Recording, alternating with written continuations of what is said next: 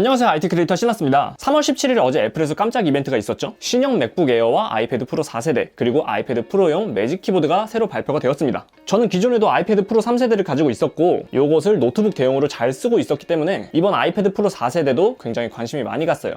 최저 모델이 64기가였던 전작과는 달리 128GB부터 시작이 되고요. 램은 전 모델 6GB가 탑재되었다는 루머가 있습니다. 최저 모델의 가격이 용량 확장에 비해 3만원 정도 상승한 것으로 보아 나름 가격 상승 억제가 잘 된 것 같다는 생각이 들기도 하고요. 그거 사실 애플이라서 네이징된 거야. 요 녀석아, 비싼 거 맞아. 디스플레이 사양은 프로 3세대와 마찬가지로 12.9인치와 11인치 두 가지 모델로 출시가 되었습니다. 600니트 밝기에 120Hz 프로모션, P3 생명력을 지원하는 초저반사 리퀴드 레티나 디스플레이가 탑재가 되었네요. 뭐가 뭔지 잘 모르시겠다고요? 그냥 아이패드 프로 3세대에 들어간 디스플레이와 똑같은 녀석이 들어간 것으로 알고 계시면 됩니다. 그래가지고 많은 분들이 아이패드 프로 4세대 넘어갈 필요가 없다, 아이패드 프로 3세대랑 똑같다 라고들 말씀하시는데 아이패드 프로 3세대가 이미 역대급 디스플레이로 출시가 되었기 때문에 저는 개인적으로 여기서 더 어떻게 발전할 수 있었겠어, 이미 충분히 좋아 라고 생각은 하면서도 막상 완전히 똑같은 폼팩터에 완전히 똑같은 디스플레이로 출시가 되니까 아쉬움이 느껴지는 건 사람 심리상 어쩔 수 없는 것 같습니다. 정말로 생긴 거는 카메라 뒤에 인덕션이랑 마이크 구멍 위치 조금 빼면은 완전히 똑같아서 애플 공식 홈페이지 상에서도 가로, 세로, 두께 완전히 같음을 확인할 수 있습니다. 카메라 모듈 등으로 인해서 무게만 살짝 증가했네요. 그렇다면 아이패드 프로 3세대 처음 출시되었을 때 진통 겪었던 밴딩 게이트에서 또한 자유로울 수 없겠죠? 그런데 아이패드 휘는 거 그렇게 걱정하지 않으셔도 될 것 같아요. 이게 휜 사람들만 인터넷에 올리다 보니까 아이패드를 처음 구매하려고 하시는 분들이 인터넷 찾아보시면서 휘었다는 글들밖에 안 보이니까 너도 나도 이거 아이패드 그냥 사면은 기본적으로 휘나 보다 라는 느낌을 받는 것 같고, 실제로는 인터넷에 올리지 않는, 비교도 안 될 정도로 수많은 사람들이 잘 쓰고 있거든요, 문제없이. 저도 그렇고요. 카메라는 프로 3세대에서 빠졌던 OIS가 다시 탑재됨과 동시에 초광각 카메라가 추가가 되었습니다. 그래서 아이패드 프로 4세대의 카메라 구성은 1200만화소 광각 카메라와 1000만화소 울트라 와이드 초광각 카메라 듀얼 카메라로 구성이 됩니다. 4K 24프레임, 30프레임, 60프레임으로 촬영이 되고요. 시네마틱한 분위기를 연출하기 위해서 24프레임으로 촬영을 하시거나 보다 부드러운 연출을 위해서 60프레임으로 촬영을 하시거나 등등 범용성 좋게 카메라가 출시된 것 같습니다. 다만 아이패드 사용하시는 분들이라면 공감하시겠지만 특별한 상황이 아닌 이상 태블릿으로 아이패드로 사진을 찍게 되는 경우가 그렇게 많이 없어요. 지금 같은 경우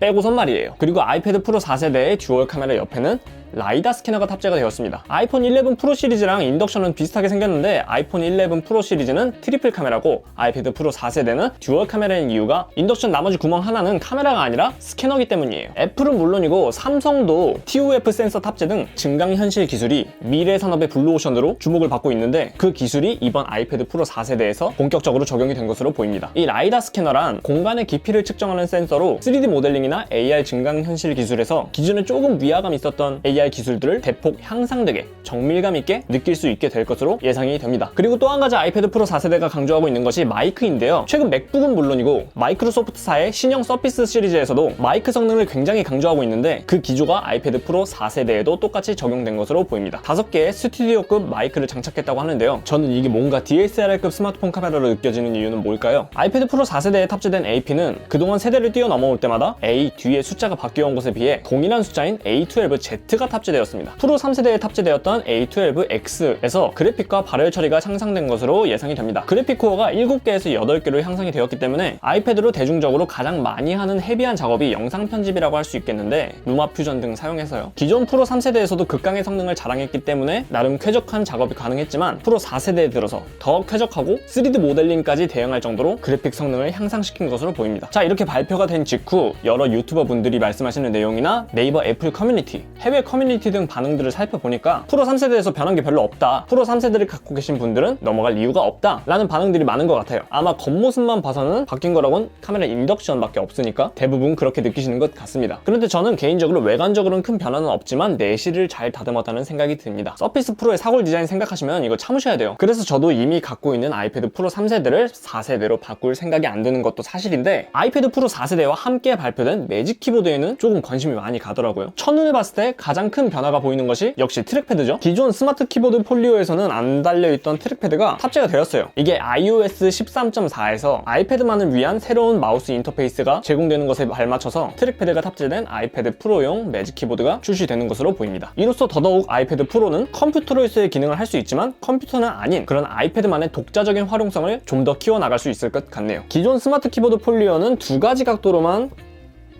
고정이 가능했던 것에 비해 이번에 새로 출시된 매직 키보드는 플로팅 기술이 접목되어서 비교적 자유로운 각도 조절이 가능하게 되었습니다. 처음 봤을 때 저는 이거 아이패드가 아니라 무슨 아이맥을 만들어놨어 이렇게 생각이 들었어요. 대박이더라고요. 키보드 타입도 나비식이 아니라 가위식으로 변경이 되었는데 맥북 프로 16인치나 새로 출시된 맥북 에어와 같은 타입으로 이제부터 애플이 나비식의 과오는 인정을 하고 가위식으로 다시 돌아온 것을 확인을 할 수 있는 대목이었습니다. 측면에 USB-C 타입 단자가 있어가지고 패스스루 충전도 가능하게 되었네요. 여러 외부 연결과 동시에 충전도 가능해져서 더더욱 현장 활용이 좋아질 것으로 기대가 됩니다.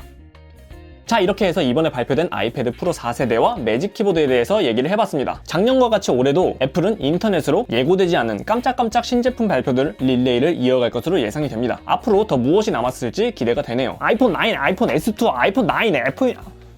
지금 제가 애플 제품 1차 출시국에 살고 있기 때문에 매직 키보드는 5월에 출시가 되자마자 바로 구매를 해서 여러분들과 같이 살펴볼 수 있을 것 같습니다. 프로 4세대에만 사용할 수 있는 게 아니라 프로 3세대에도 매직 키보드 사용할 수 있다고 하네요. 영상 시청해주셔서 감사합니다. 영상이 도움이 되셨다면 좋아요와 구독 한 번씩 눌러주시면 감사하겠습니다. 지금까지 IT 크리에이터 시나스였습니다. 감사합니다.